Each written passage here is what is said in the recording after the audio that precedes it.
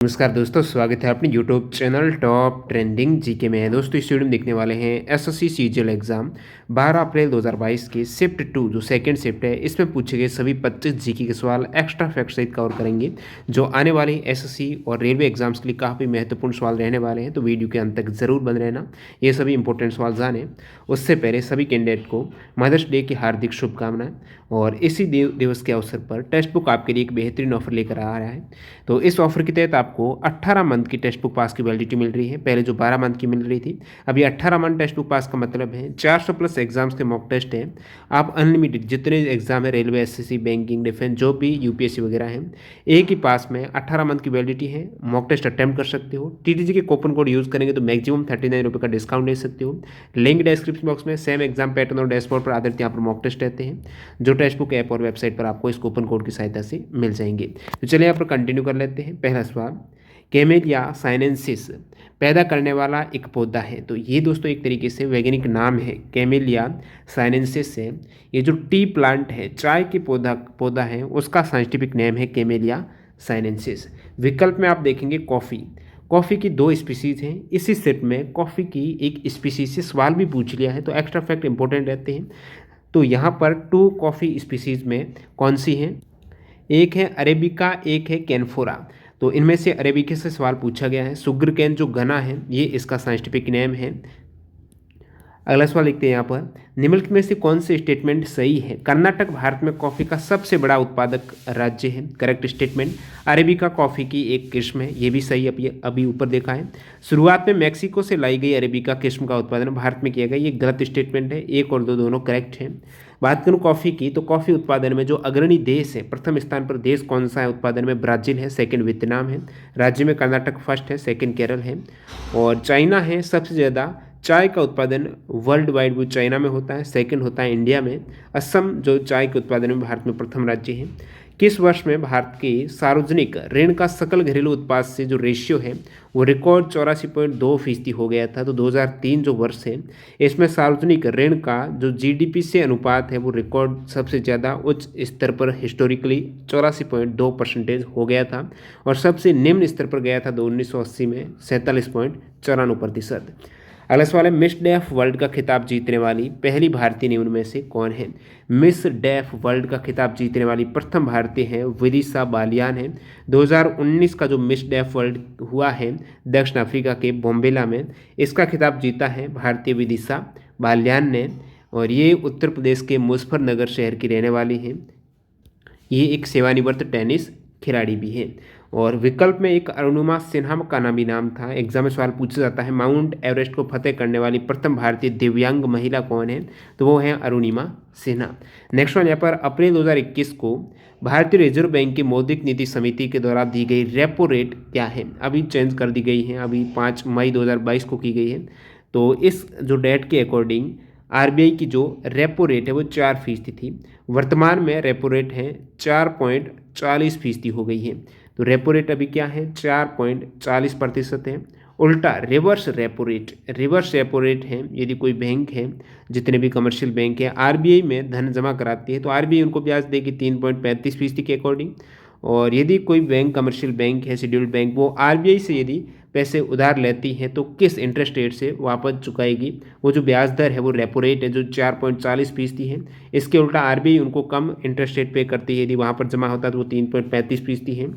और case reserve ratio है वो 4% है। एसएलआर रेट है वो 18% है, और बैंक रेट है 4.65%। दिसंबर 2020 में किस देश में लैब में विकसित जो चिकन है, जो मांस लैब में विकसित होगा, उसके उत्पादों की बिक्री को मंजूरी दे दी है? तो इस प्रकार मंजूरी देने वाला दुनिया का पहला देश बन गया है सिंगापुर। अब जो चिकन मांस है वो डायरेक्टली लैब में ही बनेगा, तो इस प्रकार ये पहला, और जो सेम रहता है ना चिकन वगैरह का रियल मांस है उसी की तरह ये रहेगा, सभी पोषक तत्व वगैरह।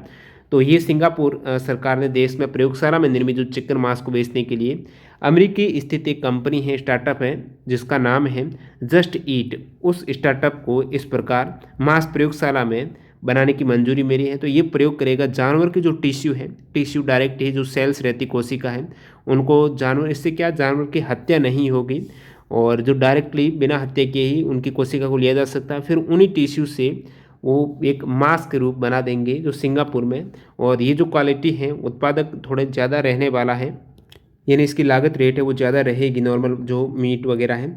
तो ये 1200 इस क्या काम किस प्रकार काम करेगी, जो जस्ट ईट कंपनी है 1200 लीटर के बायोरिएक्टर में एनिमल सेल्स यानी कोशिकाओं को ये तैयार करेगी, और इसमें जो पौधों से जुड़े इन्ग्रेडिएंट है वो मिक्स करेगी, और वास्तविक मांस की तुलना में इसका उत्पादन थोड़ा लागत ज़्यादा रहेगी।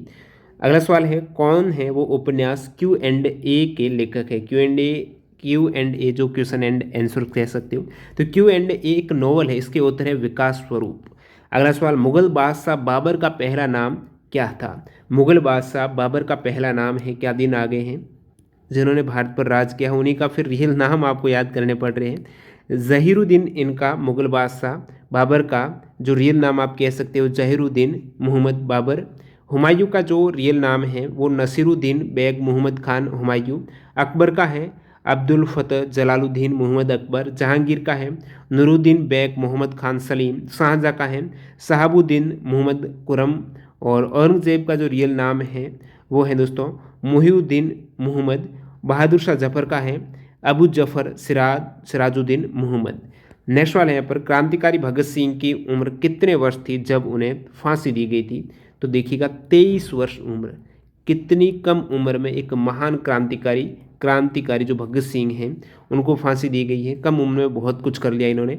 पब्लिक सेफ्टी बिल एग्जाम में सवाल पूछा गया, एनटीपीसी में भी था कि किस हेतु जो दिल्ली असेंबली में बम फेंके थे वो उसका कारण है पब्लिक सेफ्टी बिल और ट्रेड डिस्प्यूट्स बिल हैं जो मजदूर विरोधी ये बिल थी। इनके विरोध में भगत सिंह और बटुकेश्वर दत्त ने दिल्ली असेंबली में बम फेंके थे 8 अप्रैल 1929 को। इस हेतु इन्हें सजा हुई जो फांसी के रूप में कब हुई है वो है 23 मार्च 1931 की डेट याद रखिएगा। इस दिन को पूरे देश में शहीद दिवस के रूप में मनाया जाता है, जिसमें 3 स्वतंत्रता सेनानी भगत सिंह, श्री सुखदेव और राजगुरु को लाहौर में फांसी की सजा दी गई थी 23 मार्च 1931 को। फैसला है वो सुनाया गया था सजा का 7 अक्टूबर 1930 को, और 23 मार्च 1931 को सजा हुई है क्रांतिकारी राजगुरु सुखदेव और भगत सिंह को। एग्जाम में सवाल आता है जब भगत सिंह को फांसी की सज़ा हुई है इन तीनों को, उस समय भारत का वायसराय कौन था। लॉर्ड इरविन था।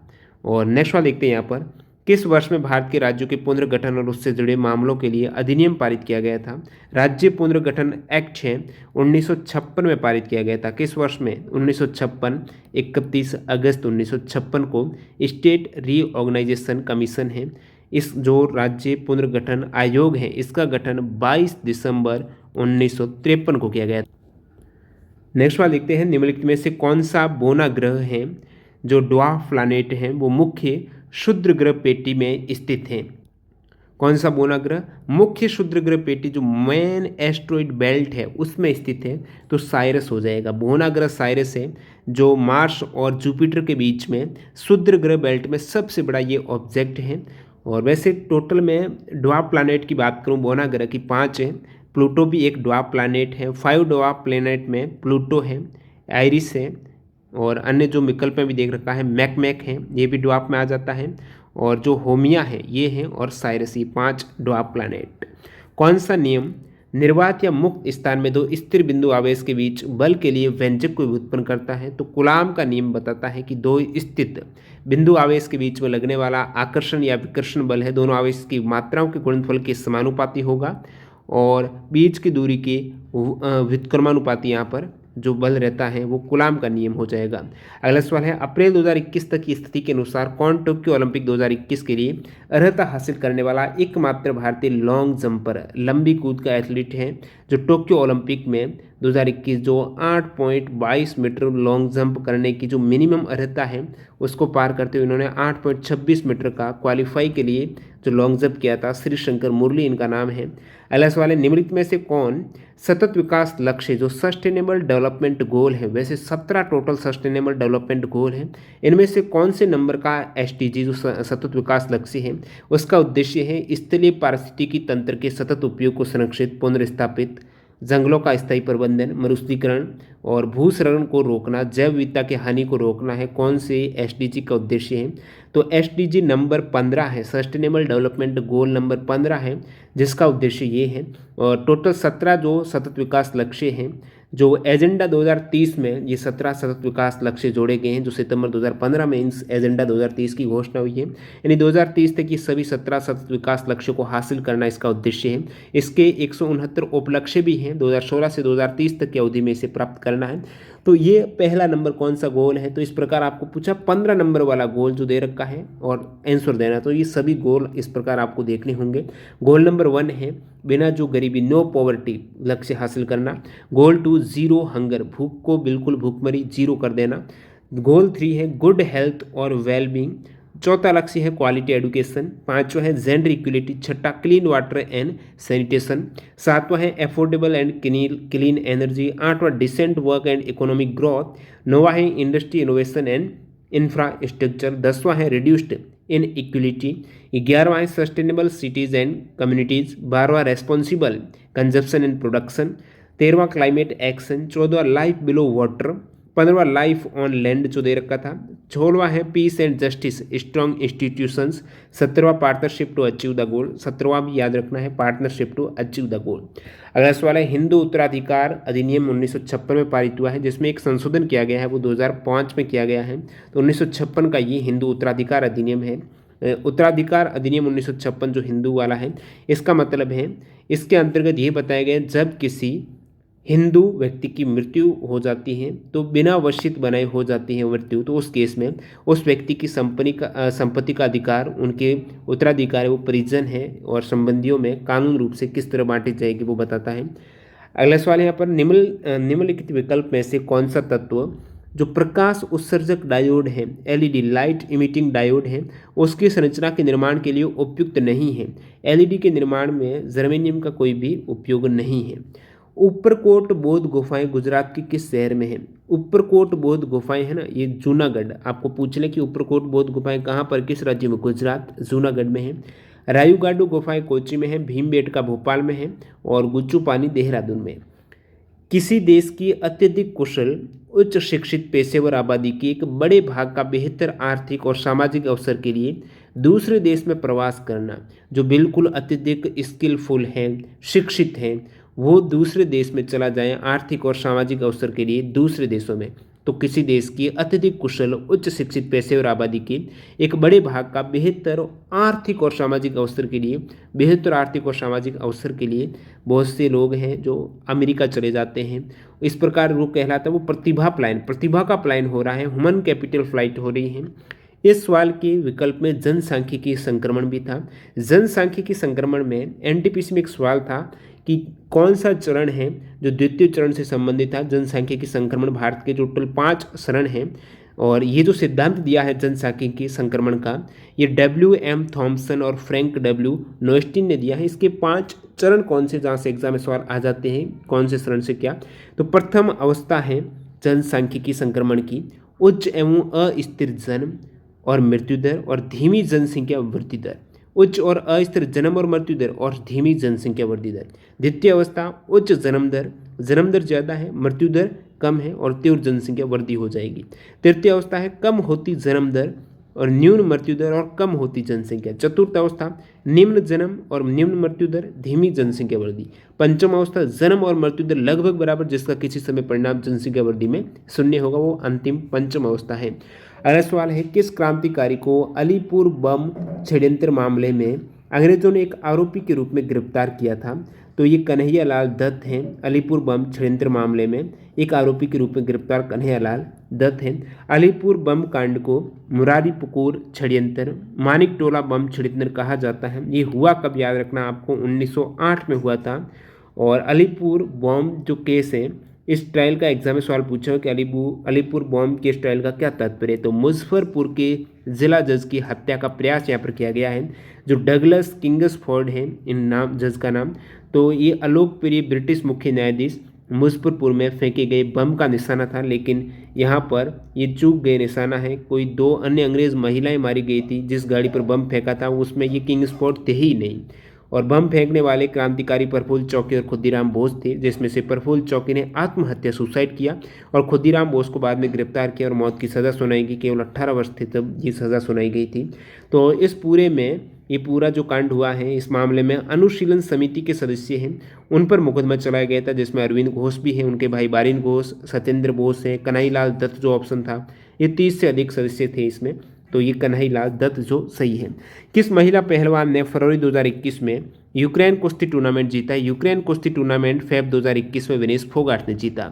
भारत के संविधान के किस अमेंडमेंट में गोवा को राज्य का दर्जा दिया गया है? तो 56वां गोवा का राज्य को दर्जा 56वां कॉन्स्टिट्यूशन अमेंडमेंट 1987 में हुआ है, गोवा को राज्य का दर्जा, और इसी के तहत दमन दीव यूटी बने थे।